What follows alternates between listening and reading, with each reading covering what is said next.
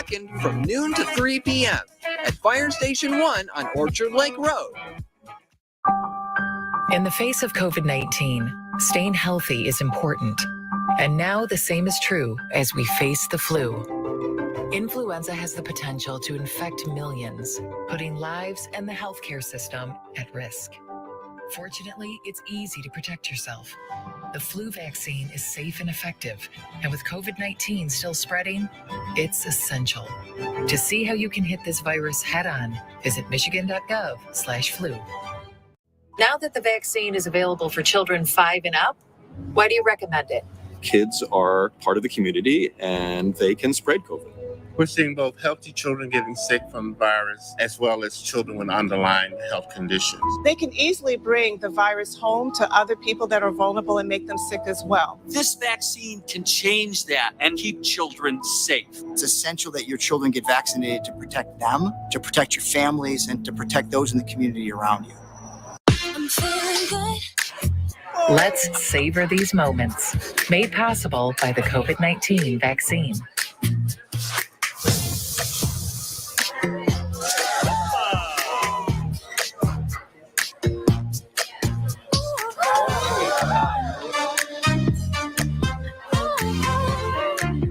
Keep the dining out going by keeping yourself protected and your COVID-19 vaccines up to date.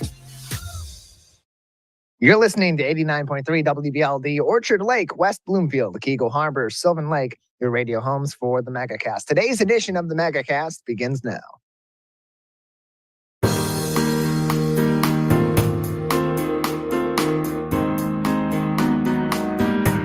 Welcome to the Megacast, our live, local, 5 days per week TV, radio, and streaming show looking into all things Michigan. I'm Tyler Kieft.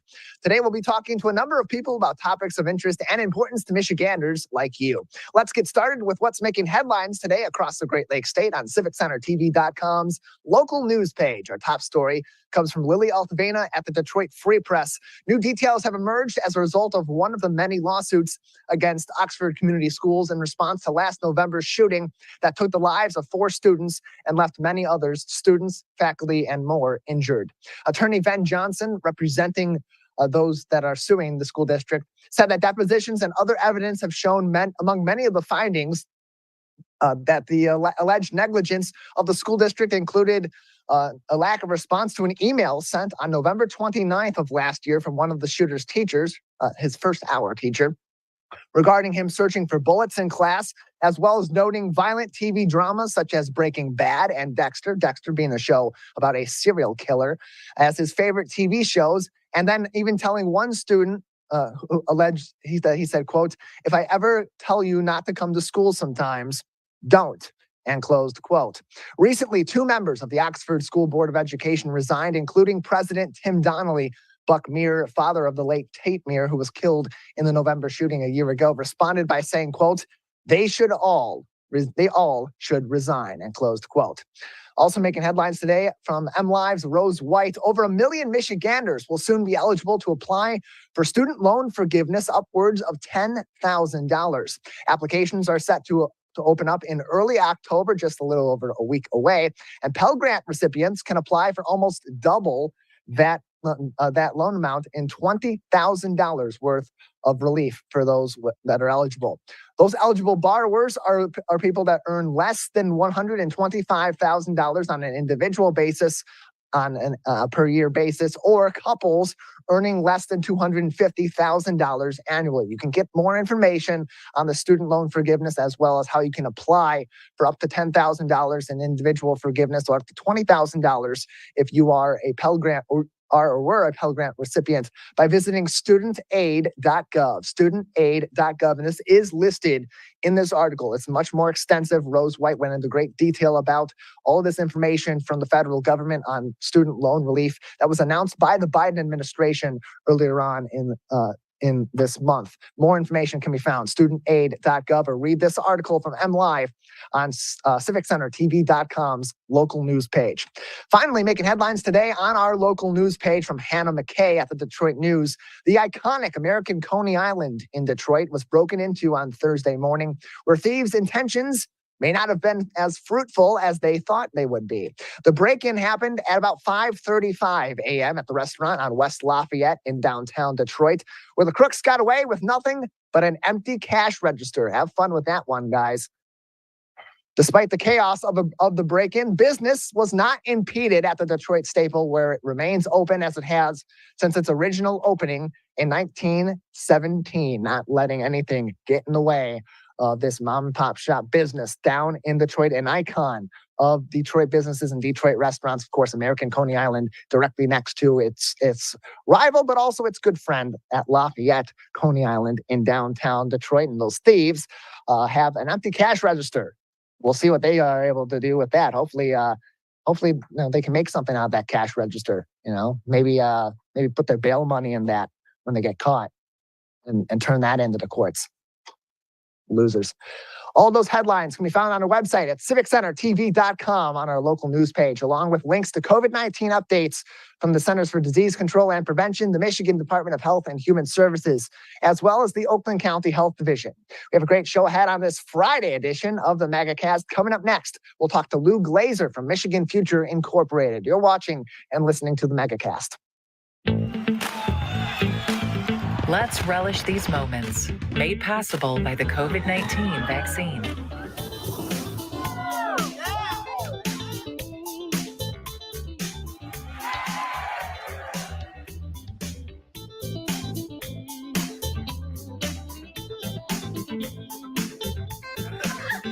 Keep the festivals going by keeping yourself protected and your COVID-19 vaccines up to date. Can I ask you a question? Why do you want to get the COVID-19 vaccine? I don't like getting sick. The virus will die. It will be easy to not catch it. Keep my family safe and keep playing soccer. Because I love being vaccinated. What's your hope for everyone? I hope everybody gets the vaccine to keep safe and strong. Be happy, having fun everywhere. Everyone stay safe and hope you get the vaccine. Let's whoop it up for these moments, made possible by the COVID-19 vaccine.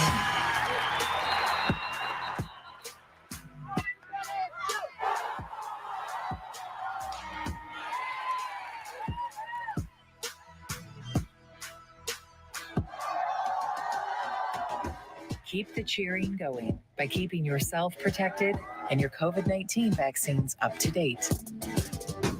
Fire Prevention Week is just around the corner. Join volunteer, part-time, and on-call firefighters at this year's Fire Open House. Catch up on your fire safety knowledge with live demonstrations and hands-on activities. Chat with local businesses and resources about fire prevention, see some familiar faces, fight future fires, and make some new friends. The West Bloomfield Fire Open House, October 2nd from noon to 3 p.m. at Fire Station 1 on Orchard Lake Road.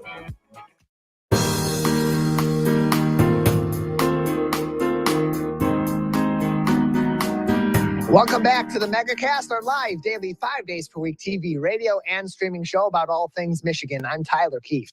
Learn more about our program on our website, civiccentertv.com/Megacast. You'll find information on all of our partnering stations, such as My Michigan TV, and find all of our full shows and individual interviews on demand, so you can watch us on your time, anytime, or while you're not visiting us live, Monday through Friday at 10 a.m. on the Megacast. Joining us now on the program is the president of Michigan Future Incorporated. Lou Glazer is with us now on the Megacast. Lou, thanks for being with us today. My pleasure. Thanks for inviting me. Appreciate having you on. So first off, tell us a little bit about Michigan Future Incorporated and some of the work that you do here in the state of Michigan. Yep. So we're a nonpartisan, nonprofit think tank that got started in 1991. And our work has largely been focused on trying to learn about the economic well-being of Michigan households in a changing economy. So our economy obviously has made several major changes since 1991. 31 years later, it's very much a technology-driven economy. The state of Michigan is starting to follow along those ways, especially in industries that have been long-standing here in Michigan for several decades or even for over a century, such as the automotive industry. But right now, what are some of the key issues that you and your colleagues at Michigan Future are discussing that regard the future of Michigan economics and Michigan commerce that businesses and individuals even really need to be focusing on right now? Yeah.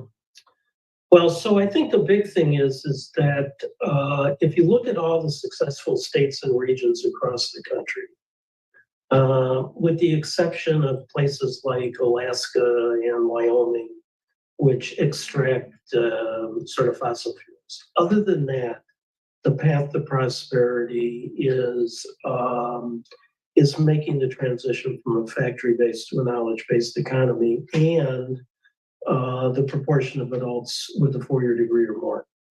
And Michigan is having trouble with that, both in terms of the reality, but also in terms of our vision. Our vision is pretty much still sort of what I would describe as 20th century driven rather than 21st century driven. So, and the result of that is pretty severe for this state. So Michigan, if you look at the 30 years that we've been doing this work, Michigan's share of national employment has declined from 3.6% to 2.9%. If we were still at 3.6%, there'd be like 600,000 more Michiganders working. And our average wages have gone from maybe 10% above the national average to 10% below. That's like something like $13,000 per year for full-time workers. So our inability to make this transition has really caused us to be poorer compared to the country than we were when we started 30 years ago. So there's plenty to know about or to consider about what businesses need to do to transition to more of, as you said, a knowledge-based economy. For individual workers, as those transitions are being made by companies, they're already ahead of this. They need to be. In many cases, especially the larger corporations and larger businesses, they are, because that's where the future projections have said they need to go. But for individual workers, that means more automation. That means more AI being in the fold. And so theoretically, a reduction in factory jobs and a reduction even in some desk jobs. So for those individuals, what should they be doing, the individual workers, to prepare themselves for a more generally knowledge-based economy to maintain their jobs and maintain their livelihood right here in their home in Michigan? Yeah, that is a terrific question. So we've used the analogy for a number of years that career success now looks a lot more like rock climbing than ladder climbing. We've had the traditional notion that you start in sort of the lower rung on the ladder and you move your way up, and it's sort of it's linear and predictable.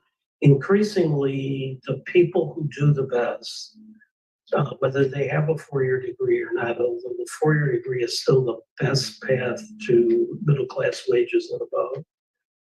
But for both groups of people, the people that do best are those who, as we say, are more like rock climbers, who are able to constantly adjust. And sometimes that means taking a step back, and sometimes sideways, and sometimes starting a new career. And what we've ended up finding is that the foundation skills for all of those jobs are more generalist skills and more soft skills than they are sort of specialist skills kind of thing. So, we've ended up using a book called Becoming Brilliant that sort of defines the 6 C's as foundation skills. And, there's a whole variety of lists, but they all end up basically saying the same thing. And a lot of people call them soft skills, but they're really not soft. So they are, the 6 C's are collaboration, the ability to work with others, particularly increasingly others that don't look like you and don't think like you. Communication, content, which is sort of traditional academic skills, critical thinking, creativity, and confidence, where confidence means the ability to bounce back from failure. Those are the skills that we all need if we want to have successful careers. It's less about a first job. It's more about the ability to continue to grow and learn, and adjust as technology basically is going to keep on changing what jobs are needed and what jobs pay well. We're joined by Lou Glazer on today's edition of the Megacast. He's the president of Michigan Future Incorporated, joining us on today's program. You can learn more information and read some of their reports and their blog and news reports as well at michiganfuture.org. michiganfuture.org for more information. Lou, you're quoted in a recent article in the Detroit News that was focused on a really interesting issue here in the state of Michigan for businesses and alike for those individuals that are adjusting their careers and are constantly thinking about that next step to keep themselves ahead of the curve and therefore still able to climb that proverbial ladder, albeit with some different twists and turns along the way. And the article is from Hannah McKay at the Detroit News. It's called Michigan's Brain Drain, Why Colleges Lose the Most Graduates and Why They Leave. And it's really one of the main focuses was on when people graduate from some of the more prestigious colleges here in Michigan, they're not staying in Michigan. They're taking jobs in other places and other regions of the U.S. What are some of the key reasons behind that? And then on top of that, what are some things that businesses need to be doing in order to attract this talent coming out of really great schools throughout universities and colleges right here in Michigan? Yep. So as I mentioned, the single best predictor of whether a state and region is prosperous or not is the proportion of adults, particularly young adults, with a four-year degree or more. So this really matters not just to recent college graduates, but to how well the state is doing. And before I get into the reason why, I mean, we should have learned that lesson from the Amazon Headquarter 2 competition, where both Detroit and Grand Rapids applied and did not even make the top 20. And Amazon said the reason why the two Michigan communities didn't make it is a lack of professionals and managers, sort of talent, and the absence of transit. So let's get to so the Washington Post just did an article that sort of summarized recent research that looked at the difference between the number of recent college graduates in the state and the number of young professionals living in the state. And Michigan was minus 14%, which means that 14%, we have 14% fewer young professionals here than we do recent college graduates. That's a recipe for getting poorer. And all of the states, as the article mentioned, who are positive, have one core characteristic. They have vibrant central cities, which is where young professionals are moving. And Michigan at the moment, so that's why we've argued for a very long time that sort of creating places where young professionals want to live and work, particularly high density, high amenity neighborhoods in central cities, is an economic development priority for Michigan. And the state's still having a hard time learning that lesson. We're joined by Lou Glazer, president of Michigan Future Incorporated, joining us on today's edition of the Megacast. It is a nonprofit and non-political organization and think tank considering Michigan's economy, both now and in the future. And for reference, from this Detroit News article from Hannah McKay, a couple interesting statistics.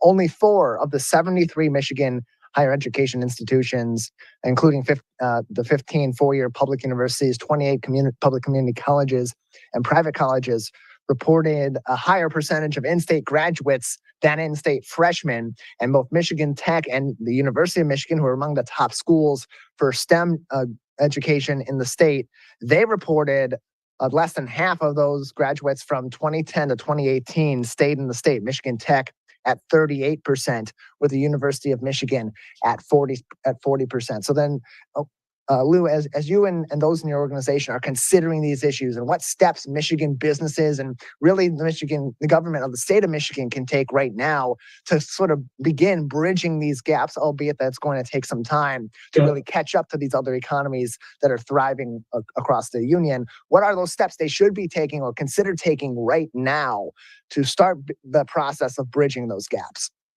Yep. So I'd say a couple of things. The model for doing this right is Denver. Denver has done this for 30 years and has completely transformed their economy. They understood that this is an economy where talent attracts capital and have made as their priority creating a place where talent wants to live and work. In the 2020 election, the county that Austin, Texas is in, and Austin's already a talent magnet, passed a $7 billion proposal for rail transit. And Denver did the same thing. So it's creating places where talent wants to live and work, where transit is the most important ingredient.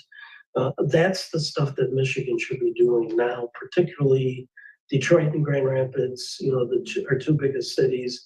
But Lansing can play in this too. Kalamazoo can play. Ann Arbor has, our cities have to be more attractive to young people, or else they're going to go to Chicago, New York, Seattle, Denver, you name it. And that's the University of Michigan and Michigan Tech problem.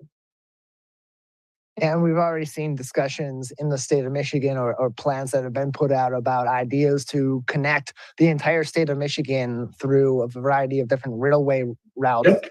That would connect various regions of the state, from southeastern Michigan and the lower peninsula all the way up into the upper peninsula. And that is one of those things that really connects to this idea of transitioning the economy and catching up to some of those other places across the U.S. that have really thrived on this sort of a model over the last several decades. You mentioned Denver and you mentioned Austin. And in terms of projections, if these moves are being made right now, you mentioned Denver, it took them about 30 years to really catch up to the times and become a thriving city as it is now. What are the projections looking like? If Michigan businesses and the Michigan government combine into that economic impact, start making these changes now, just how long could it take for Michigan to really catch up to the field?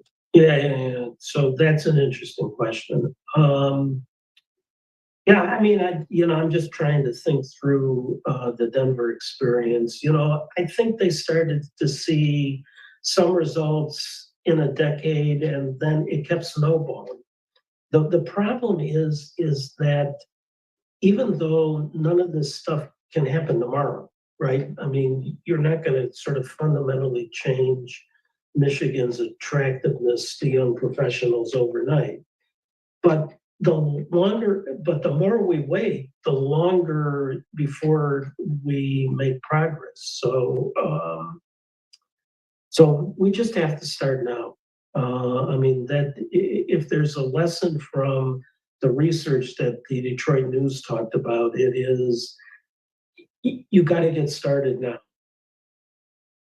More information can be found on Michigan Future's website, michiganfuture.org. You can read the reports, learn more about their initiatives on the Michigan economy, retaining and attracting talent, as Lou's talked about quite extensively today, preparing talent for the future, as well as Michigan Future schools that are helping to prepare all across the board, individuals and, of course, our economy in general for the future of global economics as our world continues to change with a rapidly increasing impact of technology. Lou, anything else for us today we haven't discussed? No, I think so. The one quick statistic is 4 in 10 Michigan households cannot pay for basic necessities. That is not a successful economy. So that's why this transition is so important. More information can be found michiganfuture.org. Lou, thank you very much for joining us. My pleasure. We'll take a break on the Megacast. When we come back, the continued impact of inflation on our economy, as well as the impact of immigration. How is that continuing to impact America's economy and the global economy as well? Oakland University's Michael Greiner joins us next to discuss on the Megacast. In the face of COVID-19, staying healthy is important. And now the same is true as we face the flu. Influenza has the potential to infect millions, putting lives and the healthcare system at risk. Fortunately, it's easy to protect yourself. The flu vaccine is safe and effective, and with COVID-19 still spreading, it's essential. To see how you can hit this virus head-on, visit michigan.gov/flu. Now that the vaccine is available for children 5 and up, why do you recommend it? kids are part of the community and they can spread COVID. We're seeing both healthy children getting sick from the virus as well as children with underlying health conditions. They can easily bring the virus home to other people that are vulnerable and make them sick as well. This vaccine can change that and keep children safe. It's essential that your children get vaccinated to protect them, to protect your families, and to protect those in the community around you. I'm feeling good. Let's savor these moments. Made possible by the COVID-19 vaccine.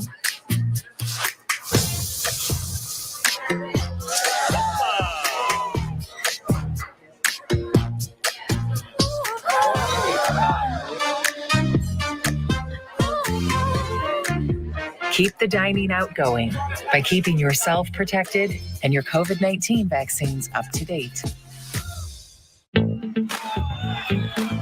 Let's relish these moments, made possible by the COVID-19 vaccine.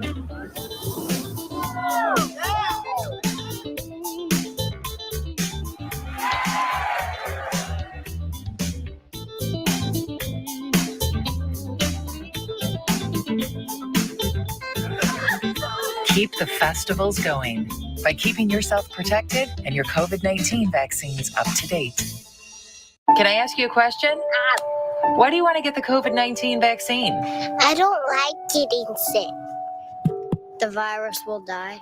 It will be easy to not catch it. Keep my family safe and keep playing soccer because I love being vaccinated. What's your hope for everyone? I hope everybody gets the vaccine to keep safe and strong. Be happy, having fun everywhere. Everyone stay safe and hope you get the vaccine. Let's whoop it up for these moments, made possible by the COVID-19 vaccine.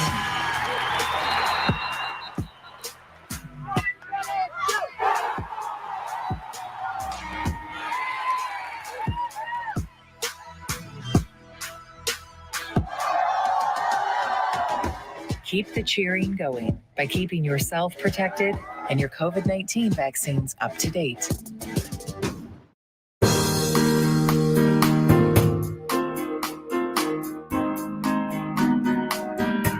Welcome back to the Megacast, our live daily 5 days per week TV, radio, and streaming show talking about all things Michigan. I'm Tyler Kieft.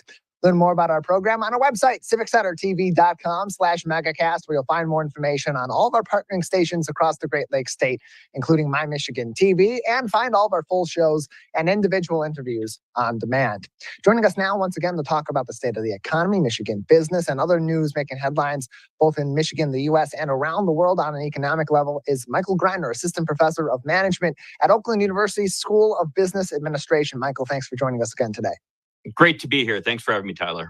Glad to have you on. And again, we'll start off with what has seemed to be the chief topic that we've discussed over the last month or so, inflation, as the Federal Reserve is expected to, for the third consecutive time, raise the interest rate by 0.75%. Now, the first time around that they did this, that was a significant move. It was an historic increase in the interest rate. And the fact that it happened a second time, just as massive, and now a third time, that really speaks to the significance of the inflation issue right now. What is the motivation behind this continued massive surge in the interest rates from the Federal Reserve, and what impact do they expect that to have on the economy? Yeah, you're right. I mean, it really shows how serious the Fed is about attacking inflation. And in fact, you're right about the fact that they've done it now 3 times in a row, and the expectation is they're going to do it again even in November when they have another meeting. So this is not something that they are kind of like not taking seriously at all. They've made attacking inflation a major priority, and Fed Chair Powell once again made that very clear at the meeting. And the way to do that, really, unfortunately, is by slowing down the economy.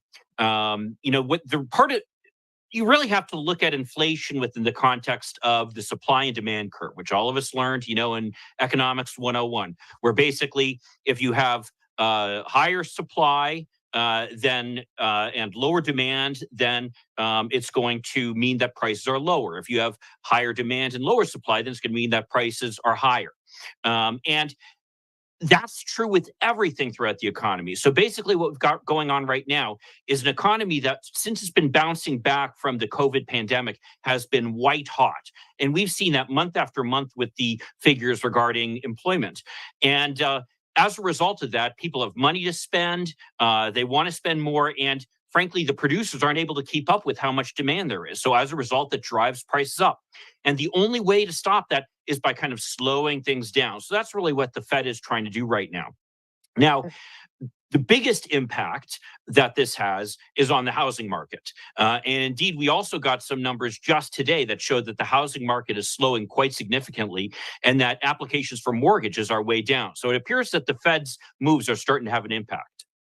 I'm joined by Michael Greiner from Oakland University School of Business Administration on today's edition of the Megacast. As we have said, the Federal Reserve expected to enact a third consecutive 0.75% rate increase on interest rates to combat inflation. And as Michael said, we should expect that to happen for an unprecedented fourth consecutive month in November as well. And so the question would come up from those that maybe aren't as knowledgeable on this topic as you are, Michael. If it's happened for 3 straight months and inflation continues to be a major issue, how much of an impact really are these rates having, being that they're happening month to month and there seemingly aren't too many major changes, at least that regular Americans like you and I are seeing in our pocketbooks month to month? Yeah, I once heard it described that the Fed chair is kind of like trying to control the economy like someone who's flying a kite. And the kite is the economy, and they only have control of the string way down below. And that's kind of true. The American economy is huge. It's in excess of $20 trillion. So it's absolutely gigantic, by far the largest economy in the world at this point. And so the Fed really, they can only control so much activity with what they're doing. Now, the way that they do that is as they increase interest rates, it basically makes it more expensive for people to borrow. Now, they'll say, oh, it'll increase credit card payments. And it does a little bit. I think I saw that the average credit card bill is going to increase for most people by about $25. Similarly, it could increase the cost of buying a car, which again, that's true to an extent, but when you're talking about those smaller amounts of money, might increase the cost of buying a car by say $50 a month. So not huge amounts of money. The place you really see the impact is in the housing market, because when people go from say paying 3.5% on a mortgage to paying upwards of 6% for a mortgage. And we just saw that mortgage rates now have risen to more than 6.3%. So they're really going up. Then that really slows things down very quickly. And then it's kind of like a house of cards that keeps spreading. So as people are less likely to be able to get mortgages, then there are less people out buying new homes. As a result of that, there's less new home construction, which means that there are less people working in the construction industry or in the businesses that supply that. So there might be layoffs there and fewer people working there. There's less money than kind of flowing around in the economy and less demand for the goods and services out there, which then that means that the economy kind of slows down. And in fact, I just noticed a report that said that we've never had a slowdown in the housing market that didn't result in a recession, which just shows how important a part of the American economy the housing market is. And in fact, this last set of inflation, where we were kind of surprised with how high it was driven almost exclusively, number one, by energy, particularly electric and gas, but number two, by housing costs. So that's kind of what we call a lagging indicator, which means that we kind of see that after it's already happened. And it takes a little while for these things to kind of boil their way through the economy. So that's kind of where the Fed is trying to kind of balance this. They don't want to get too aggressive because on the one hand, if they get too aggressive, then eventually when these things really do kind of hit the fan, then suddenly you're dealing with a major recession. They don't want that. So they want to kind of balance it where, yes, we get enough recession to bring down inflation, but not so much recession that it severely impacts the job market to the point where people are losing jobs in a big way. We're joined by Michael Greiner from Oakland University on today's edition of the Megacast. He is an assistant professor of management in their School of Business Administration. More information can be found on all the programs at Oakland University by visiting oakland.edu, oakland.edu. And there's no question that there is an immense impact on the U.S. economy and the world economy from immigration. And here in the U.S., according to the Washington Post, data from Customs and Border Protection indicated that more than 3.6 million people have been prevented from entering the country or apprehended after doing so in the past 2 years. Michael, these immigration numbers have a number of different effects on the U.S. economy. On the one hand, people are trying to come to the U.S. to create a better life for themselves. And on the other hand, when they do get into the U.S., in many cases, they're filling jobs. This has been the old adage that they're filling jobs that the American people that are already here simply are not interested in filling. Give us some insight on just how important immigrants, particularly those that are coming up from Mexico, which seems to be the most common border crossing for immigration in the U.S. That we've heard of over the last several decades, the impact that they have on our economy. Yeah, and I'm glad you bring this up because unfortunately, this is an issue that's really complicated that unfortunately has kind of been boiled down into this political football. And it really kind of misses the point here. Like you mentioned, the fact that there are 3.7 million immigrants who've come across the border. Yes, that's a lot. But the vast majority of them have either been sent back or essentially detained. Really, the only ones who are kind of left to go out there are families and children. So, kind of this demagoguing that we see on both sides of this issue really kind of misses the point here. But one thing that I think economists almost universally agree on is the fact that the United States needs immigration, that it is one of the great strengths of our country that we have this tradition of immigration here and that we are a nation of immigrants. There are a couple of reasons for that. Number one, as a country becomes more developed, like the United States, like Japan, like Europe, for example, you see the birth rates among the people who are born there go down. Typically we talk about the replacement birth rate being about 2.2 children per family, and among the native-born Americans, similarly to native-born Japanese or native-born Europeans, the families that fall within that category, they have actually fallen below the replacement birth rate, which means that if you don't have some source of new people coming into the country, the size of the country will actually start shrinking. And you can see that happening in a number of countries. In fact, in Japan, that's happening.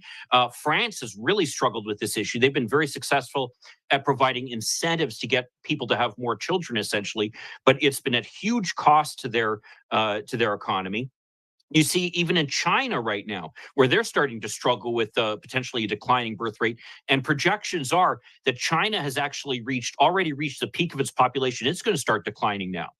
The United States, though, has really avoided that problem. And the reason we've avoided that problem is because we do have this constant source of immigration with people coming across the Mexican border. Now, you mentioned, and elsewhere, by the way.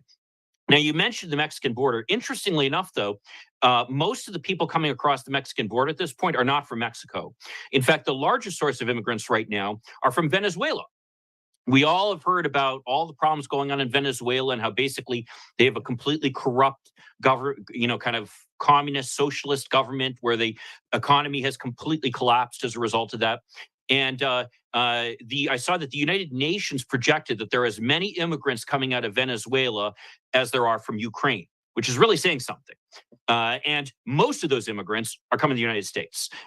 So the question is then, is this a good thing or a bad thing? Well, when you look at the data, people will say, oh, they take up, they're a burden on society because they take up certain services. But the reality is that immigrants work at a higher rate than native-born Americans. In other words, that where native-born Americans, about 62% of them will be in the job market or so. Among immigrants, upwards of 65 to 66% of them actually enter the job market. So more of them, a higher percentage of them actually work and thus pay taxes and contribute to the overall economy.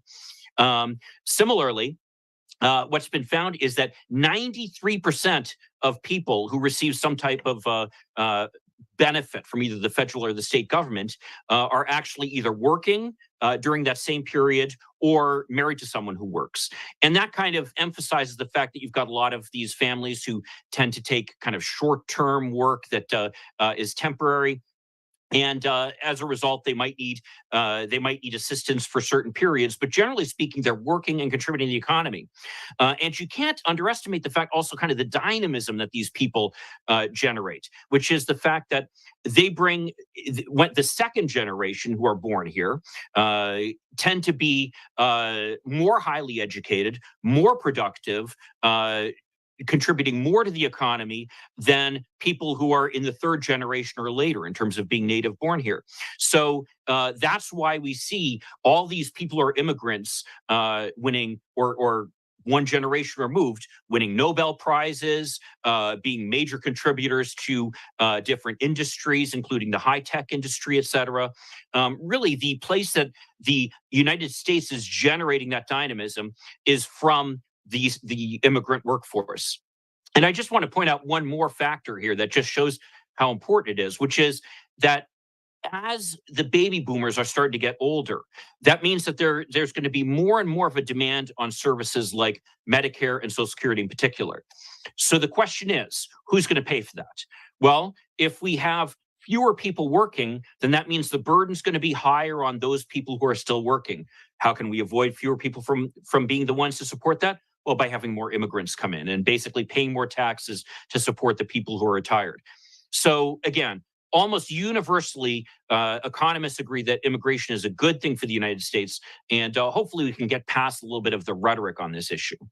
I got to look a little bit deeper than just the political sides of both of these arguments from all different angles, and look at the impact that's being had by immigration, by other issues as well. Michael, thank you so much for joining us this week.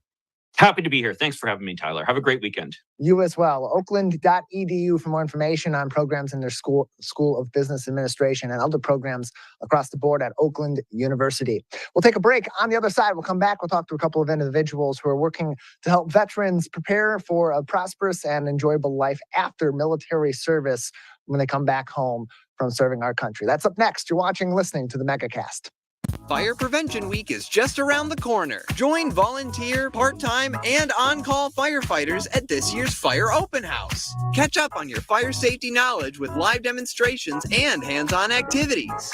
Chat with local businesses and resources about fire prevention, see some familiar faces, fight future fires, and make some new friends. The West Bloomfield Fire Open House, October 2nd from noon to 3 p.m. at Fire Station 1 on Orchard Lake Road. In the face of COVID-19, staying healthy is important. And now the same is true as we face the flu. Influenza has the potential to infect millions, putting lives and the healthcare system at risk. Fortunately, it's easy to protect yourself. The flu vaccine is safe and effective, and with COVID-19 still spreading, it's essential. To see how you can hit this virus head-on, visit michigan.gov/flu. Now that the vaccine is available for children 5 and up, why do you recommend it? Kids are part of the community and they can spread COVID. We're seeing both healthy children getting sick from the virus as well as children with underlying health conditions. They can easily bring the virus home to other people that are vulnerable and make them sick as well. This vaccine can change that and keep children safe. It's essential that your children get vaccinated to protect them, to protect your families, and to protect those in the community around you. I'm feeling good. Let's savor these moments, made possible by the COVID-19 vaccine.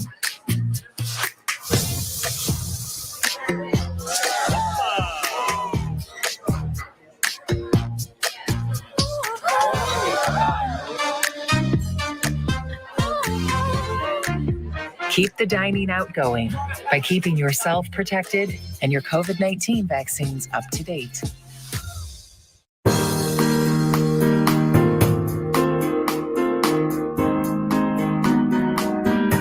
Welcome back to the Megacast, our live daily 5 days per week TV, radio, and streaming show about all things Michigan. I'm Tyler Kieft. You can learn more about our program and find us on demand on civiccentertv.com. MegaCast, where you'll also find information and links to every single one of our partnering TV, radio, and streaming outlets so you can watch us in your local area, as well as find us on demand and watch us on your own time anytime at civiccentertv.com/megacast. Joining us now on the program is Joshua Parrish. He is a board member of Vet Life, an organization focused on helping veterans return to civilian life here in the United States following their service to our country. Joshua, thanks for joining us today. Thank you for having me. It's an honor to be here. Appreciate having you on to talk about this very important work that your nonprofit organization does to support our veterans who are coming back to the U.S. and transitioning from life in the military to life as a civilian after their service. Can you tell us about some of the ways that Vet Life helps to make that transition? And what are some of the important key points of producing that transition from veteran life to civilian life that maybe are often overlooked in general society that doesn't have this knowledge? Sure. That's a great question. So what we know is that, and we'll just take Michigan, for example. Michigan has around 600,000 veterans, but in 2019, less than 18% of that population was connected to a federal benefit they earned through their military service. So that means that there's hundreds of thousands of veterans in Michigan, not unlike myself back in the day before I was plugged into the system that I had to search for, exhaustively. What we know is that veterans are entitled to, and these are just a few of the benefits, education assistance, VA home loan, disability compensation, and VA health care. And so what I tell people is each veteran that gets connected to their benefits stimulates the local economy. Just think about it this way. The more veterans that you have coming through your county Department of Veterans Affairs doors, getting screened for their benefits, brings more money down from the federal level down to the state. So we'll take disability compensation, for example. Veterans are rated at a 0 to 100% scale, and the federal government pays you monetarily for the injuries that you incurred or aggravated during your military service. So let's take one veteran, for example. If they're rated at 100%, that brings in at least $3,000 a month down to that local economy being spent at your local store. So it just benefits our local communities to have that targeted outreach. And unfortunately, there's a misconception, not just in Michigan, but throughout the country, that veterans are well taken care of after they leave the military service. And that just couldn't be farther from the truth. Yeah, there's so many of these benefits that you just mentioned that are just a handful of many of the benefits and many of the issues that they go back to that veterans face when they come back from service of all different kinds. And can you kind of speak to that issue and how you and others with Vet Life came together when this organization was formed in 2018 to help bridge some of those gaps and help your fellow veterans return to civilian life here in the U.S.? So, yeah, another great question. So my wife and I actually started Vet Life sitting at our kitchen table because when I left the military in 2008, I really struggled. And the way that it's explained to you when you leave the military, when you do go through TAPS or when you ETS, which is your estimated time of separation, the federal government tells you that, oh yeah, it'll be very easy to get the benefits that you earned. You just have to go to the VA. And if you ask any veteran what I guess a trigger term would be to irritate them, it would be just go to the VA, because the VA is such an all-encompassing term. And I think it's intentionally vague because when the government knows that you're going to leave the military, they can just wash their hands of you. And so that's why organizations like Vet Life exist, because of the actual physical, mental struggles that I went through when I left the military. And quite honestly, there was a very low point in my life where I just didn't want to be here anymore. And I felt like nobody cared about me. I felt like I served my country honorably, faithfully. And when I got home, they make you feel like you're a broken person and that you don't deserve these benefits. So when we created Vet Life as a veteran family ourselves, we designed every event that we do to be centered around the family. So we keep it very simplistic in our approach, and I'll just reference a few examples of our events. VetFest has been designated as Michigan's largest free outreach event for veterans and their families. We have literally connected tens of thousands of veterans over the last 5 years to their benefits. We invite the veteran and their family to, it's somewhat like a resource fair, but we invite the resource providers that we vet personally, and everything is free to the veteran and their family. Free food, free band, free prizes, free static displays, free face painting. We have everything for every part of your family, your spouse, the veteran, the children, your grandparents. And we do that intentionally because we know that a lot of veterans are afraid of the VA. They've had negative experiences. So when we wanted to, I guess, bridge that gap and make people feel comfortable, make people feel like they mattered again, and we thought that bringing the family into the process was going to ensure success for the veteran to get connected to their benefits. And it's important too that you make that point, because when a veteran returns home from their service, no matter what kind of service it was or how extensive, they did serve the country in combat or in other missions throughout the world that the U.S. military participates in. It has an impact not just on them as individuals, but on everybody that is in their life, especially, like you said, for those that are coming back, and just mentally the fatigue that comes from facing the reality of your life changing. It can be significant. So what does VetLife do in addition to helping the individual veterans with some of those steps that they can take to improve their life coming back into the fold as a civilian, but also to help the families make those transitions as well, so they can help their beloved veterans too? Sure. So we know that when you leave the military, traditionally you face four main issues every veteran faces, one level or another. That's education, employment, healthcare, and quality of life. So what we've done at VetLife is we've created what we call our 4 core pillars of excellence.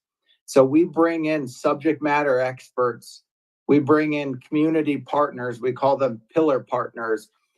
And the problem is not that the resources are not available. It's that the veteran doesn't understand what resources there are for them. And number 2, unfortunately, there are a lot of organizations out there that say that they do things to help veterans, but in all actuality, they do not. So that's why it's so important that we vet every community partner, every resource provider that we bring on to VetLife, to make sure, or to ensure, that they are doing what they say that they're doing. Because here's the thing, there was a DoD study years ago that stated that a veteran will ask for assistance 3 times on average. So if that veteran does not obtain that assistance within that 3rd time, essentially they just blend back into society, which I think adds to the confusion and adds to that number of the hundreds of thousands of veterans that are still not connected to their benefits. So as I mentioned before, bringing the family into the process is something that nobody else is doing.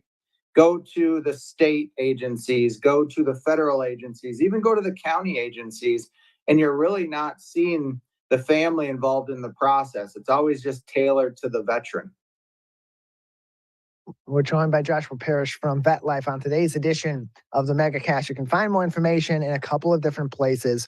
You can find it on their website, vetlifetoday.org, vetlifetoday.org, or by going to sharedetroit.org. Go into their Find a Nonprofit section and search for VetLife. You can also find information on 324 additional charities and nonprofits in the Metro Detroit area there, as well as upcoming events that they'll be participating in, including the Oktoberfest Charity Pub Crawl happening October 1st from noon to 5 p.m. and Harvest for Heroes in November 20th, 12 p.m. to 3 p.m. And this is a lot of work. All the work that VetLife does to help these veterans, it is extensive. You're helping people with issues that are often very complicated, and to get services that are very much needed for these veterans. How much of an impact can volunteers have helping your organization to do some of this work? And what sort of volunteer opportunities may there be with VetLife?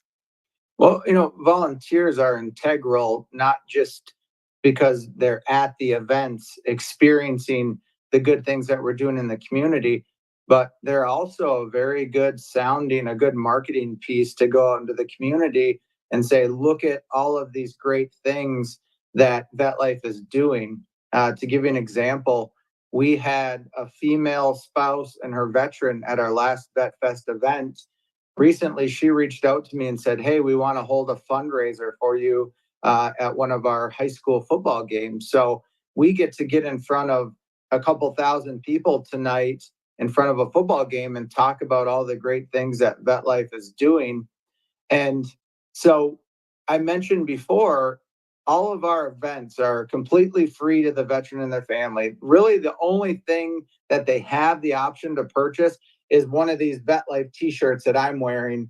And my wife always jokes around. She's like, you're a walking billboard, because all I ever do is wear my VetLife gear because I'm so proud of all the things that, we've accomplished and that she's accomplished. So I would say, yeah, we would love volunteers. So for Vet Fest, we get over 3,000 veterans. So you can imagine you need 20 to 30 volunteers just for that event alone. You referenced our Harvest for Heroes. That is an annual event where we provide Thanksgiving turkey baskets to veterans and their families. I grew up really, really poor, and I grew up not being able to have turkey on Thanksgiving. So when I left the military, I said, I'm never going to allow a veteran under our watch to ever go without a Thanksgiving meal, a Christmas meal. So we pass out somewhere between 200 to 250 turkey baskets annually. And we have some community sponsors that step up and help out. That entails volunteers. The pub crawl entails volunteers. We have a Little Troops on the Field event where we do free football clinics and we work with the Detroit Lions. So if you want to volunteer, please reach out to us at contact@vetlifetoday.org. And what will happen is you will be entered into our volunteer database. And so when the event comes available, we'll reach out to you and we'll say, hey, do you want to volunteer for this event? And once we get the required amount of volunteers, we'll just ask if you want to volunteer for the next event if we can't fit you in this one.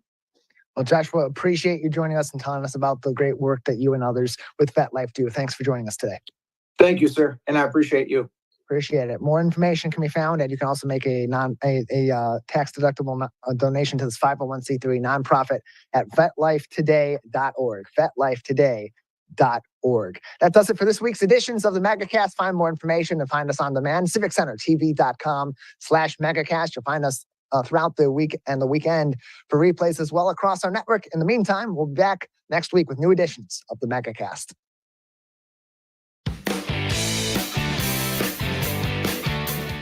Ladies and gentlemen, we are live. Welcome to Mackinac Island. I'm so excited to kick off the 2022 Pure Michigan summer travel season. We are here to give you some incredible ideas for your summer vacation. Well, yay.